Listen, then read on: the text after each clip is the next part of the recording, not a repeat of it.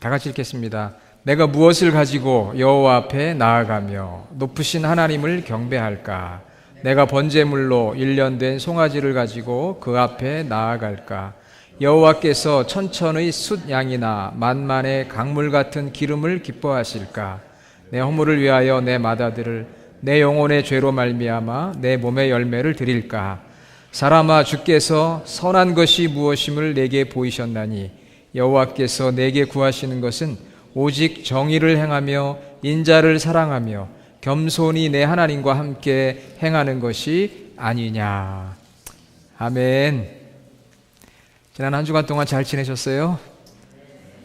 지난 주간은 좀 선선했었는데 오늘 또 온도가 조금 올라가는 것 같습니다. 여러분, 그 성경을 읽다 보면은 질문하고 싶은 내용이 있을 거예요. 그렇지만 누군가에게 쉽게 또 묻기도 어렵습니다. 그래서 제가 매주 성경 일독을 돕기 위해서 나눠드리는 프린트물 한 장 매주 드리죠. 거기에 보면은 질문하고 대답하는 내용으로 이렇게 구성이 되어 있습니다. 어떤 분들이 도움이 많이 된다고 그렇게 이야기를 해요. 그리고 출타할 때는 저에게 좀 모아주시면 좋겠다고 그렇게 말씀하시는 분도 있어요. 질문하고 대답하는 내용으로 되어 있습니다. 그러니까 질문하고 대답하고. 이 하나님께서는 사람을 만드실 때 질문할 수 있는 그런 능력을 우리에게 주셨기 때문에 성경을 읽으면서 이렇게 질문을 해야 돼요. 질문을 해야 대답을 찾을 수가 있습니다. 그런데 성경을 읽으면서 두 가지 중요한 질문이 있어요. 왜냐하면 성경은 두 가지 질문에 대한 대답을 담고 있기 때문입니다. 자, 우리 디모데후서 3장 15절 한번 같이 읽어보도록 그렇게 하겠습니다. 디모데후서 3장 15절. 자, 같이 읽겠습니다. 성경은 능히 너로 하여금 그리스도 예수 안에 있는 믿음으로 말미암아 구원에 이르는 지혜가 있게 하느니라. 모든 성경은 하나님의 감동으로 된 것으로 교훈과 책망과 바르게 함과 의로 교육하기에 유익하니 이는 하나님의 사람으로 온전하게 하며 모든 선한 일을 행할 능력을 갖추게 하려 함이라. 여러분, 그 디모데후서 3장 15절 자세히 보면은요, 성경에는 두 가지 지혜가 있어요. 하나는 구원에 이르는 지혜가 있고요. 두 번째는 하나님의 사람으로 온전한 삶을 살아가도록 하는 지혜가 있습니다. 그러니까 성경에는 구원에 관한 것과 삶에 관한 것 크게 나누어 보면은 구원에 관한 파트와 삶에 대한 파트, 두 가지 파트가 있어요. 그래서 우리는 성경을 읽으면서 이 두 부분에 대한 질문을 던질 수가 있어야 합니다. 구원에 관한 질문. 구원이란 무엇일까? 하나님은 구원을 위해서 어떤 계획을 가지고 계신가? 왜 우리 인간이 구원을 받아야 하는가? 어떻게 구원을 받을 수 있을까? 누가 나를 구원하시는가? 나는 구원을 받았는가? 또 구원받을 사람들은 누가 있는가? 이런 질문을 해야만 합니다. 왜? 성경은 구원에 이르는 지혜를 담고 있기 때문에 그래요. 그래서 이 성경에 나와 있는 구원에 대한 질문과 대답 중에 가장 유명한 질문과 대답이 하나 있어요. 그것이 바로 사도행전 16장 30절로 31절인데 한번 같이 읽겠습니다. 선생들이여, 내가 어떻게 하여야 구원을 받으리이까? 주 예수를 믿으라. 그리하면 너와 내 집이 구원을 받으리라. 아멘. 자, 30절에 나오는 내가 어떻게 하여야 구원을 받으리이까? 이거는 누구의 질문인지 아세요?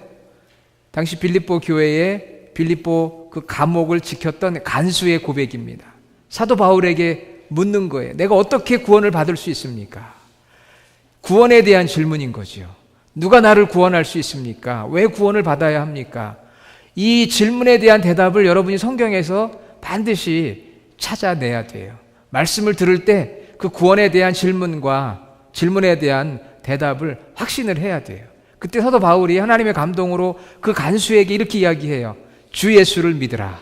그리하면 너와 내 집이 구원을 받으리라. 아멘. 주 예수를 믿으라. 그리하면 너와 내 집이 구원을 받으리라. 얼마나 유명한 말씀이에요. 예전에 우리 한국에서 전도할 때 이 16장 사도행전 16장 31절이 제일 중요한 말씀이잖아요. 그래서 교회마다 보면은 저 사도행전 16장 31절에 표어가 써 있고 가장 많이 눈에 띄었던 성경 구절이 요한복음 3장 16절 또 사도행전 16장 31절 이 구원에 대한 말씀이거든요. 예수님을 나의 구주로 구원자와 주인으로 내가 받아들이고 죄사함을 받으면 내가 하나님의 자녀가 되고 또 심판과 형벌에서 영원한 생명을 얻게 되는 것, 이것이 구원이잖아요. 그 구원에 관한 질문을 우리가 던져야 돼요. 나는 정말 구원받았나? 또 구원받아야 될 사람들은 누가 있을까? 여기에 보면은 너와 내 집이 그랬습니다. 나 개인만이 아니라 내가 속해 있는 공동체, 우리 가족들, 우리 이 사회 공동체가 구원을 받아야 된다는 말씀을 담고 있거든요. 성경을 읽으면서 구원에 이르는 지혜를 우리가 갖고 그 구원의 문제에 대해서 질문을 던지고 명확한 해답을 찾아야 돼요. 이게 첫 번째 질문과 대답이라고 할 수가 있습니다. 그러면 두 번째는 무엇이냐? 삶에 대한 거예요. 삶에 대한 것.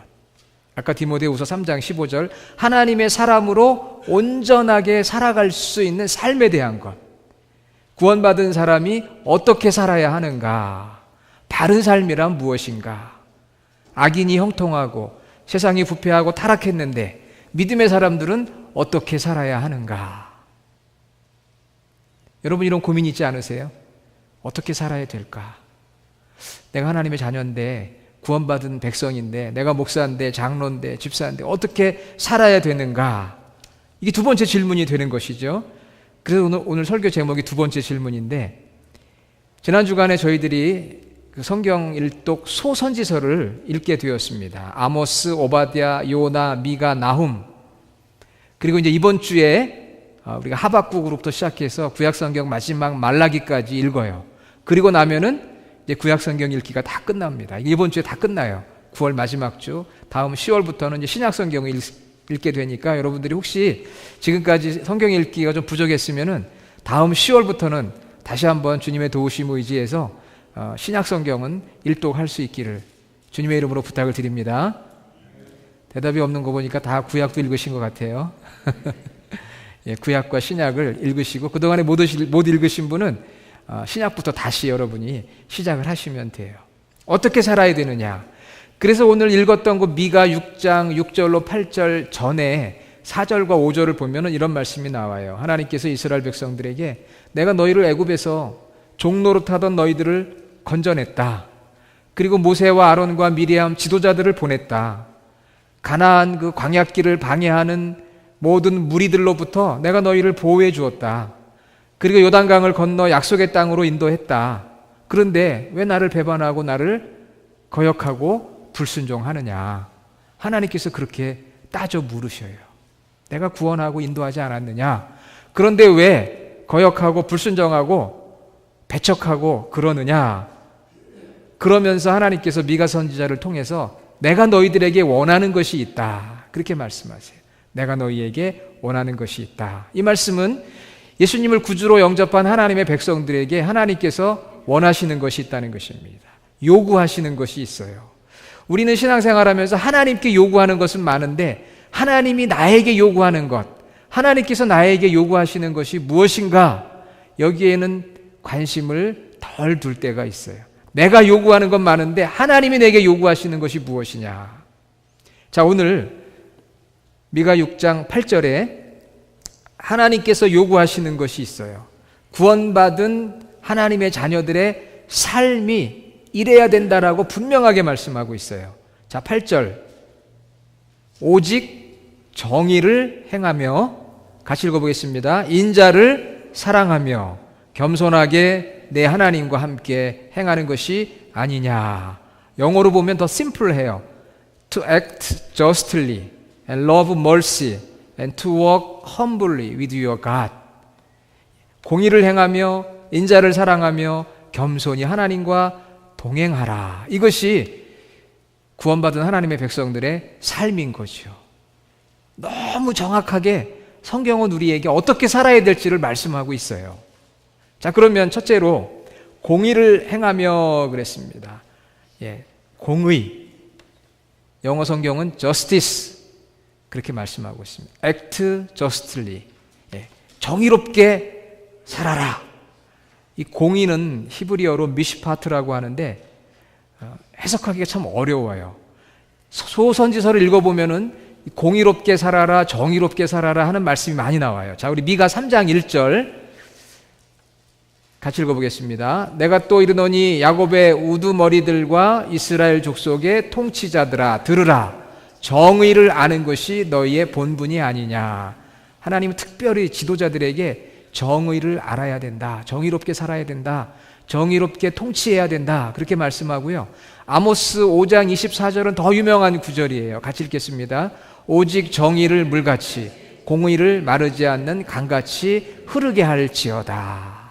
공의를, 정의를 강같이 흐르게 할지어다. 이것이 하나님의 백성들에게 주시는 하나님의 말씀이거든요. 소선지서는 공의와 정의에 대해서 많이 말씀하고 있어요. 여러분, 공의, 정의, 이 공의는 세 가지 의미가 있어요. 정의롭게, 정의롭다는 것은 특히 약한 자의 권리를 보장해 주는 걸 말합니다. 나보다 약한 자, 내가 고용주라면 고용된 사람들의 권리를 잘 보장해 주는 거죠. 정의롭게. 그 다음에는 공평하게, 공평하게 나눠주고 또 공평하게 보상해 주는, 그리고 정직하고 올바르게, 정직하게. 이 공의는 세 가지가 있습니다. 정의롭게, 공평하게, 정직하게. 이렇게 살라는 거예요. 사실 우리가 이 세상을 살아가면서 정의롭게, 공평하게, 정직하게 살면 어떨 것 같습니까?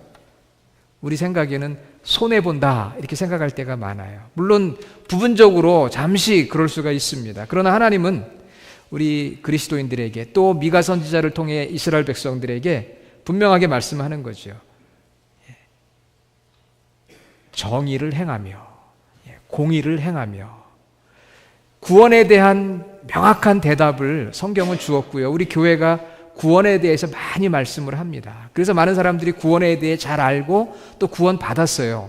그런데 문제는 두 번째 질문, 다시 말하면 우리 삶, 우리의 생활, 우리의 윤리, 우리의 도덕에 대해서는 명확한 대답을 많이 주지를 못했습니다. 왜냐하면 그렇게 살면 우리 삶이 불편하고 힘들고 손해보는 것 같고 고통스러운 것 같기 때문에 삶에 대해서 많이 강조하지 못하고 또 그 삶에 대한 질문에 대답을 하지 못했습니다. 그런 결과로 오늘날 우리 크리스천들의 삶이 점점 영향력을 잃는 삶이 되었던 거죠. 분명히 말씀하는 것은 정의를 행하며, 이것은 공의, 공평하게, 정직하게, 또 정의롭게. 여러분, 실수로 남의 차에 흠집을 냈을 때 어떻게 하죠, 우리가? 객관식으로 보는 사람이 없으니까 말없이 사라진다. 두 번째, 연락을 달라고 메모를 해놓는다. 세 번째, 주인이 올 때까지 기다린다. 몇 번이에요?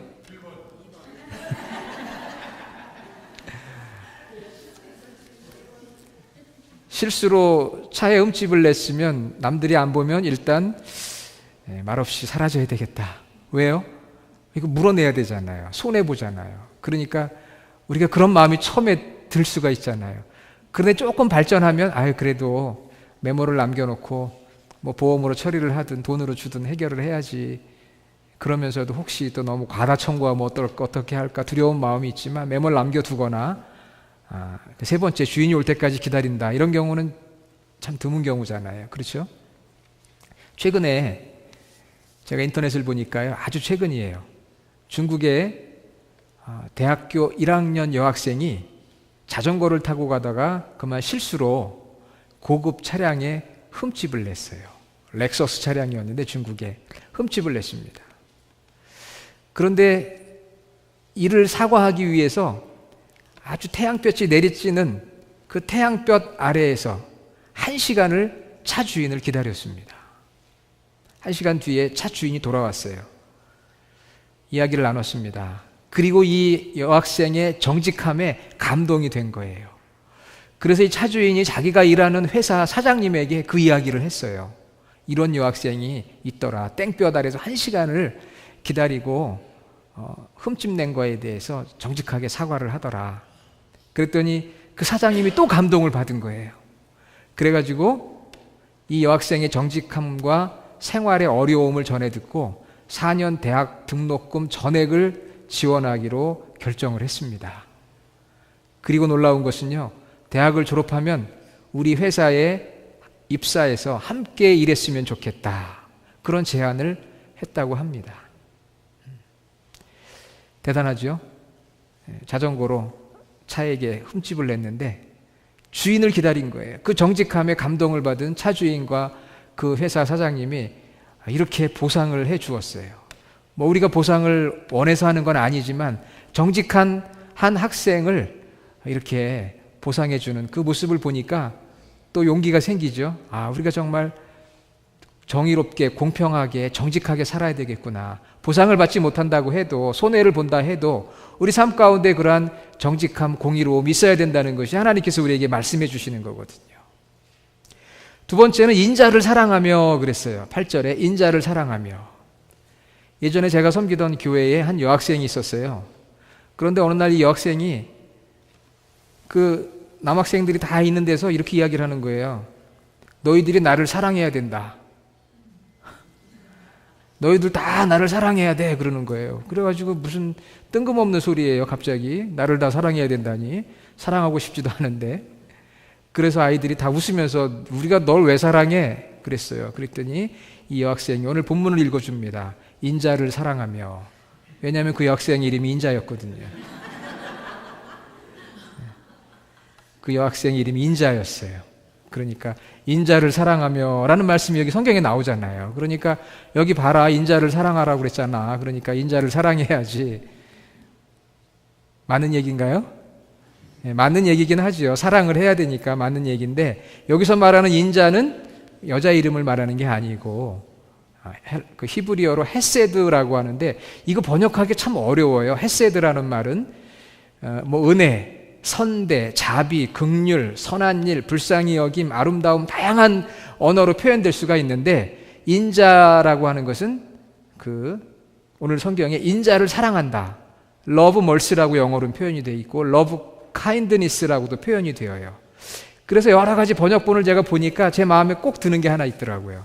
한결같이 사랑하며. 그게 제 마음에 제일 와닿더라고요. 인자를 사랑하며라고 하는 것은 인자도 사랑이거든요. 사랑을 사랑하며, 이거 말이 안 되잖아요. 그렇죠? 그냥 인자하며 이러면 좋은데, 인자를 사랑하며, 사랑을 사랑한다. 사랑을 사랑한다는 게 뭐예요? 생각해 보니까 한결같이 사랑한다, 더 사랑한다, 또 사랑한다, 이런 말씀인 거예요. 하나님께서 호세아 6장 6절에 이렇게 말씀했어요. 같이 읽겠습니다. 나는 인애를 원하고 제사를 원하지 아니하며 번제보다 하나님 아는 것을 원하노라. 자, 하나님께서 언약의 백성 이스라엘 사람들에게 원하는 게 뭐냐면 인애를 원한다. 예, 인애. 이게 헤세드 같은 단어거든요. 인애로 번역이 됐어요. 여긴 인자로 번역이 되고, 인애는 하나님이 원하시는 것은 이스라엘 백성들이 언약의 백성이니까 정말 한결같이 하나님을 사랑하기를 원하시는 거예요. 하나님이 원하시는 것은 네가 나를 한결같이 좀 사랑했으면 좋겠다. 그래서 여기 말하는 헤세드라고 하는 인자는 우리의 관계 속에서 한결같이 사랑해 주는 거예요. 부부간에 한결같이 사랑하는 거, 형제간에 한결같이 사랑해 주는 거, 교인들 간에 한결같이 사랑해 주는 것. 어떤 상황에 놓여 있을지라도 계속해서 또 더 사랑하는 것. 자, 우리 옆에 있는 분들에게 이렇게 고백해 봅시다. 한결같이 사랑합니다.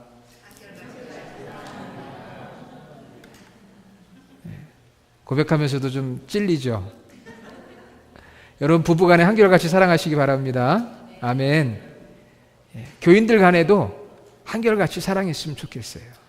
과거는 묻지 않겠습니다. 과거에 우리가 한결같이 사랑하지 못한 적도 있었겠지만 지금부터는 한결같이 사랑해야지. 인자를 사랑하며, 아니 사랑을 사랑하며, 이 말이 이상하잖아요. 그러니까 한결같이 더욱 또 사랑한다. 그렇게 우리가 이 말씀을 이해하면 되는 거지요. 오늘날 지극히 개인주의적인 세상에서 살아갑니다. 한결같이 사랑하기가 어려워요. 적당하게 사랑하는 것으로 끝맺고 싶어요. 그런데 오늘 하나님은 한결같이 또 더 사랑해라. 예수님께서 이 헤세드의 사랑에 관한 귀한 말씀 주신 것 중에 하나가 이런 말씀이 있어요. 어느 날 베드로가 예수님께 묻습니다. 예수님, 몇 번까지 용서해야 됩니까? 7번이면 되겠습니까? 7이라는 숫자는 완전수거든요, 사실.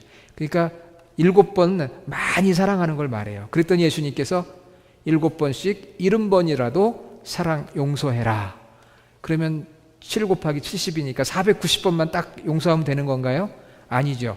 7은 완전수예요. 정말. 그런데 거기다 70을 곱했어요. 그러면 더 완전해지는 거죠. 한결같이 오늘 말씀처럼 인자를 사랑하라. 사랑하고 사랑하라. 용서하고 또 용서하라. 예, 이 말씀이 부담이 돼요. 왜? 우리는 용서하고 또 용서하기가 쉽지 않습니다. 그러나 오늘 하나님께서 우리 크리스천의 삶은, 믿음 있는 성도의 삶은 한결같은 사랑이다.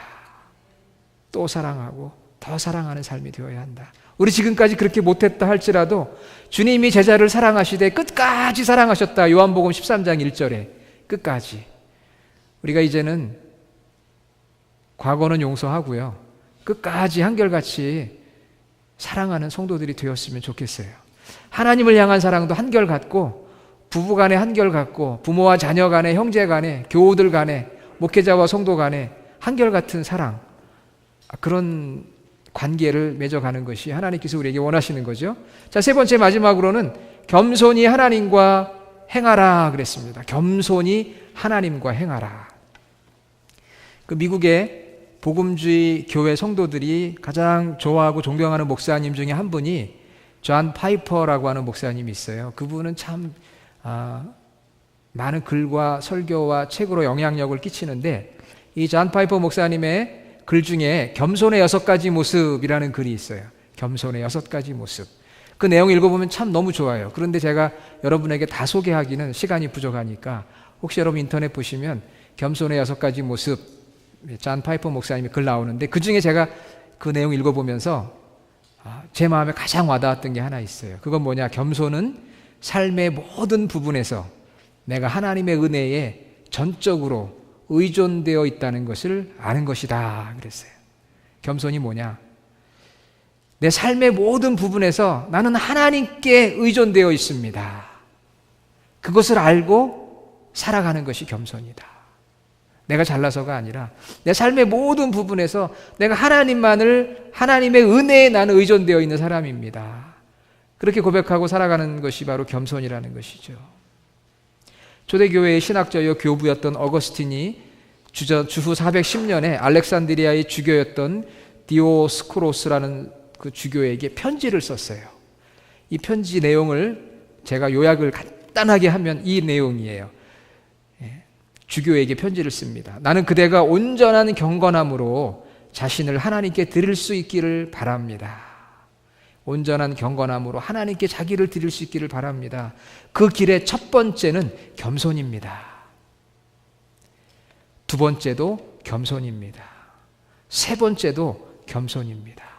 겸손하지 않으면 교만이 모든 것을 우리의 손에서 빼앗아 가버리기 때문입니다.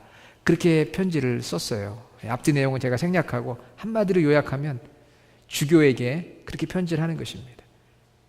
경건한 삶, 그의 첫 번째도 겸손이요, 두 번째도 겸손이요, 세 번째도 겸손이다.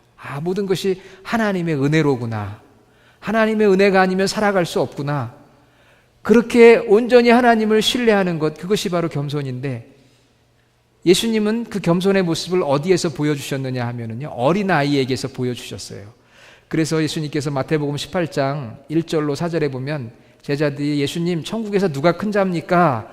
그렇게 물었을 때 예수님께서 어린아이와 같이 자기를 낮추는 이가 큰 자다. 여러분, 어린아이들은 전적으로 누구를 의지합니까? 어릴수록 부모를 의지하잖아요. 이제 조금 크면은 연락도 없지만 어릴수록 부모님을 의지하게 되는 거예요. 왜? 부모님의 도움이 없이는 살 수가 없잖아요. 그러니까 자기를 낮추고 부모를 의지하게 되는 것이 바로 어린아이의 모습이고, 예수님은 그걸 보여주신 거예요. 어린아이와 같이 자기를 낮추고 전적으로 부모를 의존하는 의존성, 그렇게 하나님을 의존하는 자가 하나님 나라에서는 가장 큰 자다. 하나님께서 겸손한 자를 높여주시잖아요. 어린아이의 영성, 항상 부모님과 동행. 아까 우리 장로님이 지훈이 위해서 기도해 주셨는데, 여러분 지훈이가 몸이 불편하고 정말 어머니의 손길이 아니면 살아갈 수가 없어요. 그러니까 지금 벌써 나이가 30이 넘었어요. 우리가 볼 때는 어려 보이지만 나이 30이 넘었는데 그냥 어머니만 의지하는 거예요. 어머니만 의지하는 거예요. 그게 바로 주님이 원하시는 겸손의 모습이다. 지훈이에 비하면 저희들은 가진 것도 많고 배운 것도 많고 하는 것도 많지만 사실 영적으로 비교해 보면 과연 내가 그 자녀보다 나을까? 그렇진 않은 것 같아요. 왜? 우리 안에는 내가 할 수 있다는 교만함이 너무 많거든요. 하나님을 전적으로 의지하는 그런 겸손함. 그래서 예수님은 빌립보서 2장 5절로 8절 우리 다 같이 한번 읽어보겠습니다. 마지막으로 너희 안에 이 마음을 품으라. 곧 그리스도 예수의 마음이니 그는 근본 하나님의 본체시나 하나님과 동등됨을 취할 것으로 여기지 아니하시고 오히려 자기를 비워 종의 형체를 가지사 사람들과 같이 되셨고 사람의 모양으로 나타나사 자기를 낮추시고 죽기까지 복종하셨으니 곧 십자가에 죽으심이라. 하나님이셨는데 인간의 몸으로 이 땅에 오셔서 십자가에 죽기까지 자기 자신을 낮추시면서 아버지와 공생의 기간 동안에 동행하셨어요. 그리고 아버지의 뜻에 순종했어요. 내 뜻이 아니라 아버지 뜻에 순종하며 인류 구원을 위해 자신을 바치셨습니다. 자기를 낮추시고 죽기까지 복종하셨다. 이게 겸손한 모습을 보여주신 예수님의 모습이었던 거죠. 겸손히 하나님과 함께 하나님만을 전적으로 의지하고 하나님 뜻 가운데 거하며 살아가는 것. 그것을 하나님께서 오늘 미가 선지자를 통해 이스라엘 백성들에게 또 우리에게 말씀해 주셨어요. 여러분 요즘 한국에서 강연자로 유명한 스님이 한 분 있습니다. 누군지 아세요? 법륜 스님. 아시는 분들이 있으실 거예요. 그분이 굉장히 유명해요. 2017년에 뭐 14개 해외에 나가서 순회 강연을 하신다고 합니다. 또 자세한 얘기 드리면 또 가실까봐.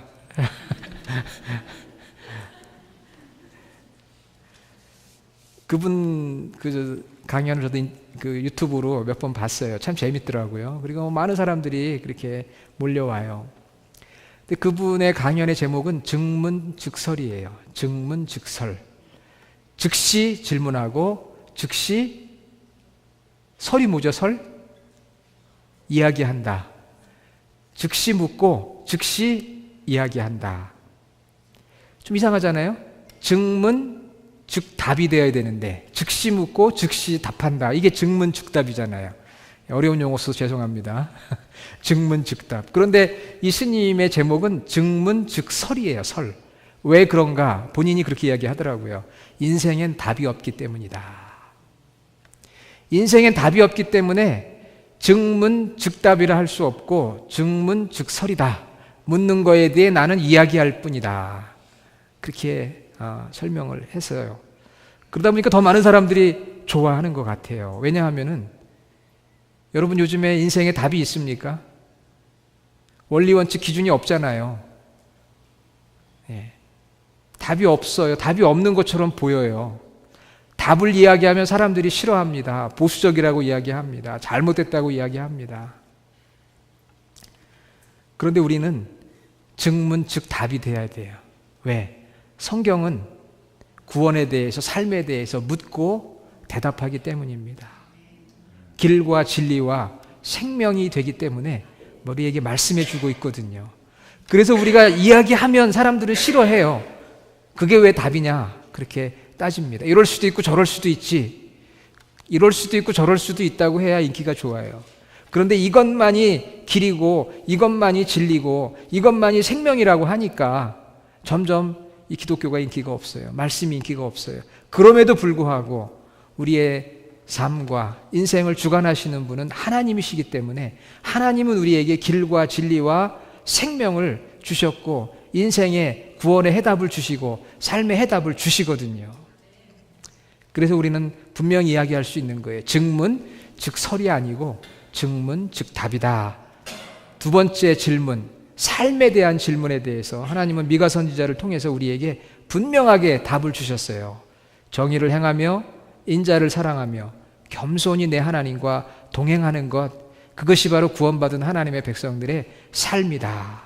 오늘 저희들이 말씀을 들으면서 먼저는 구원에 대해서 한번 질문하시고 답을 찾으세요. 이미 찾으신 분들이 있을 거예요. 그리고 삶에 대해서 다시 한번 질문하시고 답을 찾아서 성경이 우리에게 주시는 하나님의 지혜를 가지고 이 세상을 살아갈 수 있는, 그래서 정말 하나님께서 기뻐하시는 우리 인생이 복된 삶이 되기를 주님의 이름으로 축원합니다. 기도하겠습니다. 아버지 하나님, 오늘 우리에게 하나님이 원하시는 삶의 모습을 말씀해 주셨습니다. 많은 질문이 있지만 구원에 대해서, 삶에 대해서 묻고 하나님의 말씀 안에서 그 대답을 발견하는 저희들 되게 하시고, 발견할 뿐만 아니라 그대로 믿고 순종하는 저희 모든 성도들이 되게 하여 주시옵소서. 예수님의 이름으로 기도드립니다. 아멘.